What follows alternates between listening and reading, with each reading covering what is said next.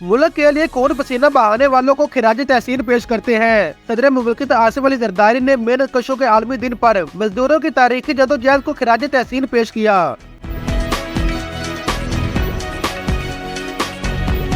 اپنے بیان میں صدر مملکت آصف علی زرداری نے کہا کہ محنت کش طبقے کو مہنگائی اور بے روزگاری جیسے چیلنجز کا سامنا ہے۔ آصف زرداری نے کہا کہ پاکستان میں محنت کش اور مزدور طبقے کے لیے ایک ایسا سازگار ماحول پیدا کرے جہاں ان کی قدر اور عزت کی جائے۔ آجن منصفانہ اجرت، مزدوروں کی سلامتی اور صحت کے لیے اقدامات کریں۔ انہوں نے کہا کہ مزدوروں کا عالمی دن پاکستان کی سماجی اور اقتصادی ترقی کے لیے آن تک کوششیں کرنے والے محنت کشوں اور مزدوروں کو خراج تحسین پیش کرنے کے لیے منایا جا رہا ہے۔ ہم مزدوروں کے وقار کو برقرار رکھنے کے لیے اپنے عزم کا اعادہ اور ان کی تاریخی جدوجہد کو خراج تحسین پیش کرتے ہیں۔ صدر مملکت آصف علی زرداری نے امید ظاہر کی کہ وفاقی اور صوبائی حکومتیں مزدوروں کے حقوق کے تحفظ کے لیے اپنا کردار ادا کرے گی۔ استحصالی طریقوں کے خاتمے اور مزدوروں کے لیے سماجی تحفظ کے پروگرام شروع کرنا ہوں گے۔